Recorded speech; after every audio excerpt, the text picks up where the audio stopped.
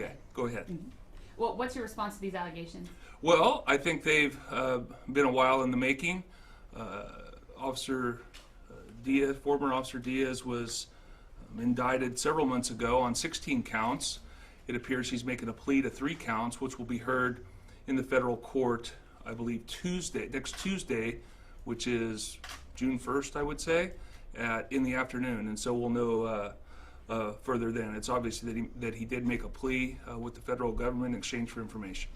So in that information, we're hearing from his attorney, he told us last night, we're talking about other officers who were stealing drugs, we're talking about officers who were selling narcotics, we're talking about officers who were setting up individuals.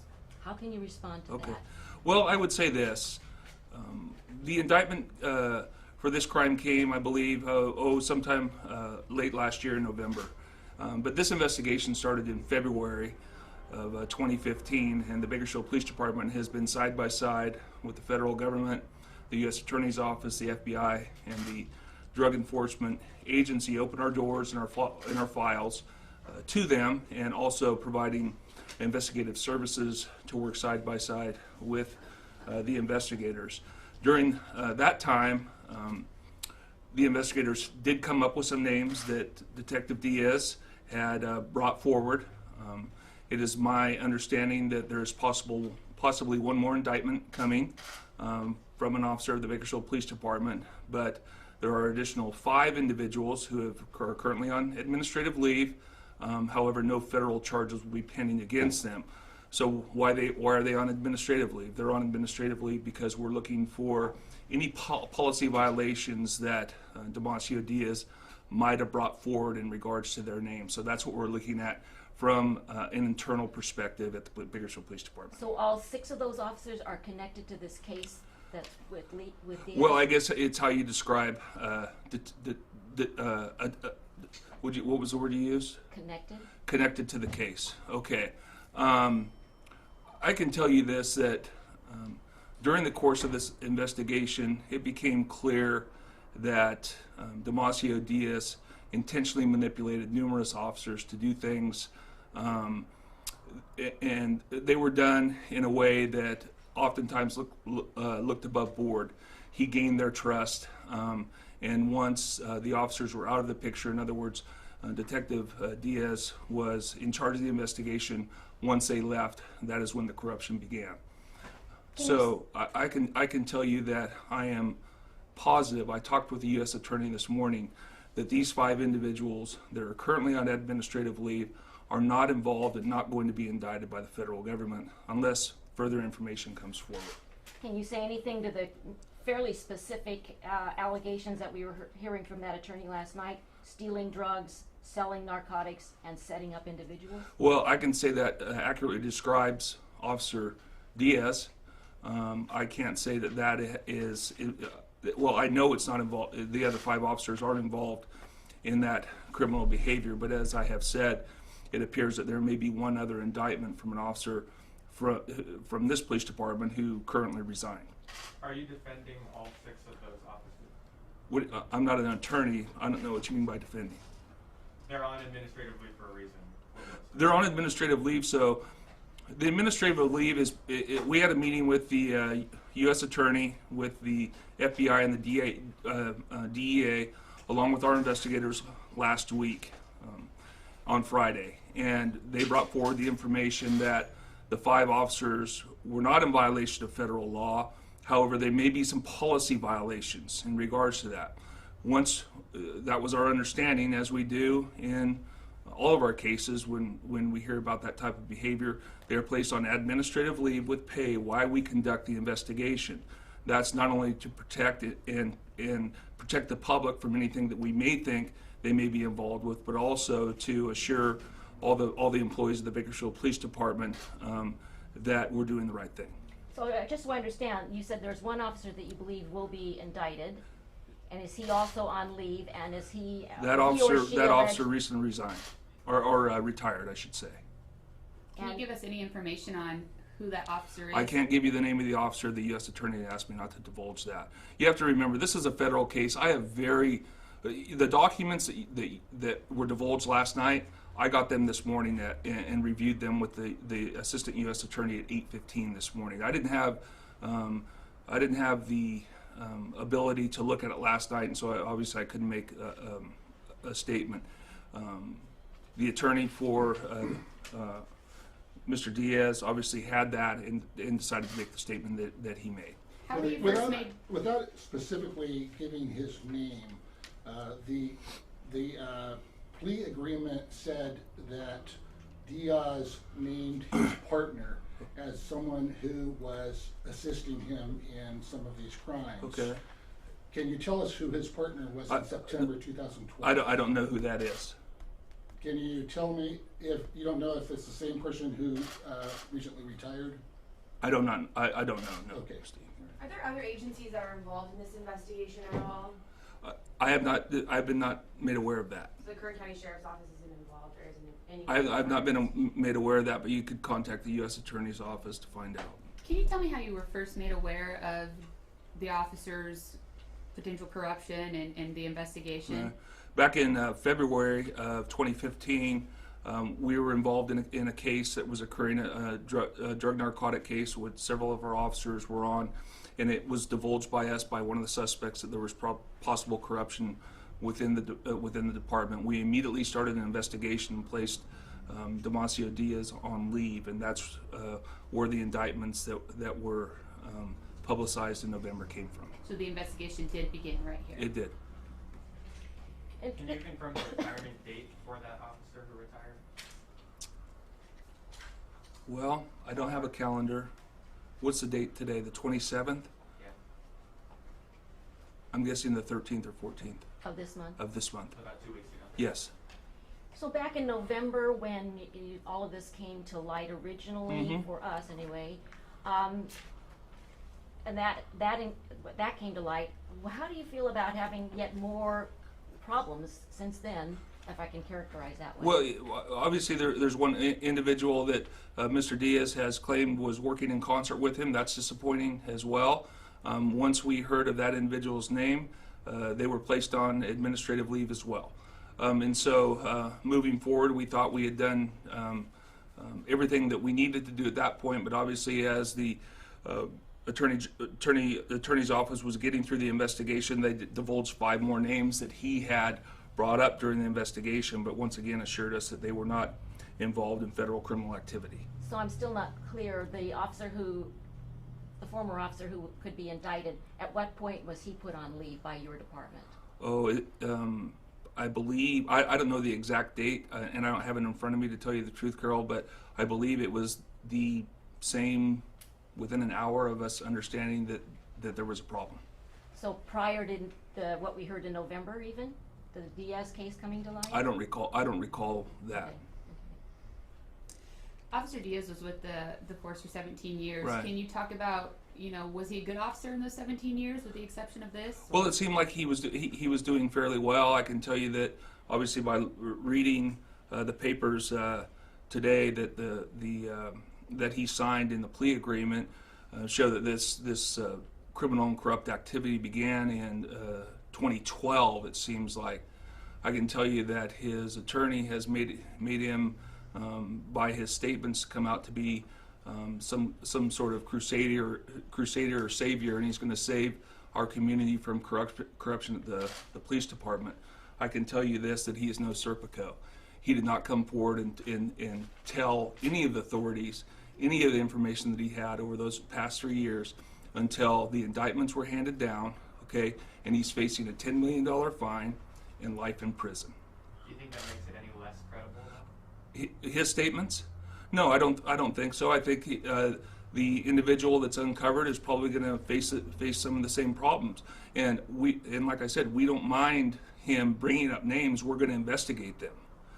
Every name that he's brought up, someone has been placed on leave, and we've done the investigation. And that's. You wish it came up sooner?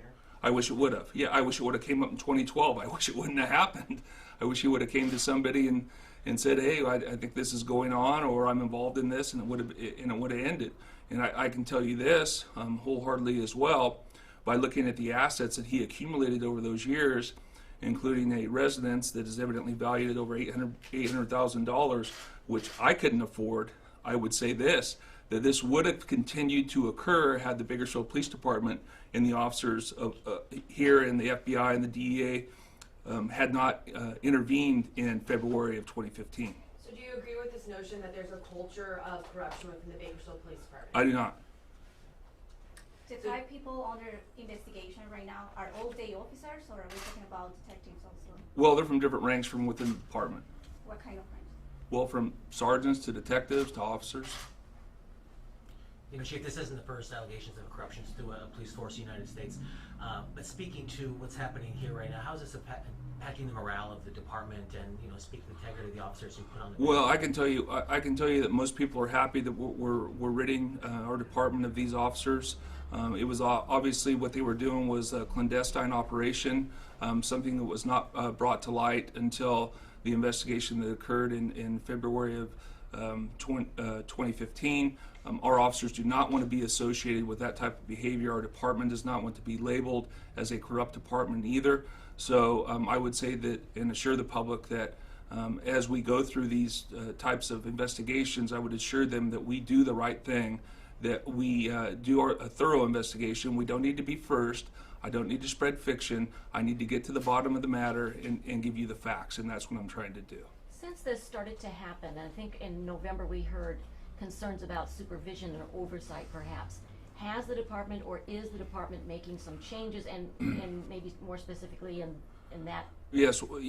As a matter of fact, I'm glad you brought that up because I talked about this earlier, is that since this investigation began in 2015, we have been reviewing and updating our policies, working with the DEA and FBI on doing that and looking at the oversight of these types of divisions within investigations, because you know, when you look at investigators who are drug investigators, they do have a lot of freedom. They travel around, they talk to informants, they do different things, and there is always the possibility, no matter where you are, that there's going to be some corrupt activity. The incidents with these people, and I'm sure that when it comes out in a couple weeks, and then the U.S. Attorney decides to discuss the matter, we'll find that much of this activity occurred outside of their duty hours.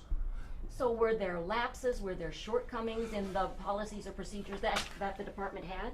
Well, I believe the informant policy needed to be revamped, and we've looked at that and looked at the DEA's informant policy, and obviously we're making changes. So what about the custody of evidence? Like, he was able to walk out with 10 pounds of evidence. Right. I can't speak to that because that didn't come from here. Okay, but what I can tell you is that the graph often included them taking large amounts of narcotics from people that we never knew about. Are you going to open or reopen, or have you already any cases he was involved with? Well, that would be up to the district attorney's office, and we're working with them on some of the cases that he's been involved with. In fact, I think most of them have either been dismissed or working through an appeal process. Do you have an idea of when this additional former officer could be indicted? My understanding is that it could be within the next couple months. I can't be exact, but the U.S. Attorney might be able to give you a better idea of the dates on those. I don't know exactly where they're on the investigation, but they have told me that it doesn't look good for this former officer either. And then do we have any idea of what would happen, what's kind of the timeline or what's next with the 5 other officers who are currently? Well, we'll work through it administratively through our internal affairs investigation and determine what the outcome is of that. And you know, generally the internal affairs outcomes, you know, either they're sustained, or in other words, we find them in violation of policy or state law, or all the way to exonerated where what they've done was commendable. We just can't tell until we look at some of the what the federal investigators have done. We don't have that investigation yet because it's not complete, and so we're waiting for that to come forward. So it could take some time to get through that. So the feds have investigated them, but you have not at this point? That's correct. Well, we have started the investigation. Let me put it that way. We just got this information, you have to remember, Friday of last week, which would have been the 20th. Okay, so I understand the feds had investigated them, you get the information on the 20th, Right. and then you take it from Remember, because the federal government that did the investigation said we don't find any federal violations here, but this is what we know. Okay, so from a local government standpoint, what we need to do then is make sure there's no state violations or any local policy violations. You said you were first made aware of Officer Diaz's actions by somebody during an investigation. Right. Is that something, do you take all tips like that into consideration? Yes. Was that person DEA, BPD, FBI? We were all working together on a case. case. We were all working together on a case, and it came to light when we were in contact with the suspect. Do you feel like the department failed at all, just because he got away with this for so long? Well, like I said, I haven't seen their investigation, so I don't know what was done on duty and what was done away from the police department, separate from a supervised type of shift. So I'll wait to see and pass judgment on that. It's obviously disappointing, I can tell you that. It's obvious that we need to tighten some of our policies, our procedures up, which we have done. As I said, being a narcotics investigator gives you a lot of freedom, and it's oftentimes difficult for a supervisor to supervise people that are going to different places all the time. So we're trying to shore some of those issues up. They have been addressed, and we're still working with the DEA and the FBI to tighten our policies and procedures up. Do you know any of these 6 other officers personally, on a personal level? I know all the officers. Are you surprised to see some of those names? Well, I'm not surprised, but once again, I'll say this, is that my belief is just from preliminary discussions with the federal government is they were manipulated into doing some things that did not look on the surface as being involved in a conspiracy with Officer Diaz and the others. So that's what I'm telling you. How do you address that issue in the police department? Well, you have to address it from a communications issue and make sure that we're reporting up to our supervisors. You know, when you have an issue where someone reports to one supervisor and another group reports to another supervisor, and they come together and do something, and the people that are involved in the criminal activity leave because it's their case, these people don't generally call up to their supervisor and said, hey, this is what we did, that's the responsibility of these people. So if they're not reporting up, then that's the issue that we have. And so, you know, communication is always a key in any good organization. And so we're trying to look at some of the possibilities away from utilizing certain types of devices to communicate when people, especially when we have people off duty and on duty and coming together and being involved in these types of investigations. You said certain types of devices. Can you? Well, cell phones. You know, people have multiple cell phones, as what happened with Diaz. In this case, I think it's in the investigations we really have multiple phones, and generally we're required to divulge our phone numbers to the chief's office. They didn't do that. Do you know how many of those 6 officers were in the gang or drug unit? I don't have any idea. Just going back to one other thing the attorney told us last night, he said this is a travesty of justice at the very highest level. Care to comment on that? Well, I think that what our officers did to turn Officer Diaz in is commendable. I think what he did is a travesty. It has violated the public trust.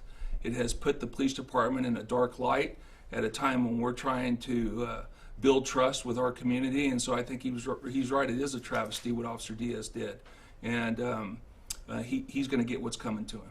So how do you build that trust now? Well, we have to continue being out in the community and being a positive source for our community to utilize, and we'll be out tomorrow at another community meeting out in Rosedale. So I think you said the other officers turned him in. Is that how you phrased it?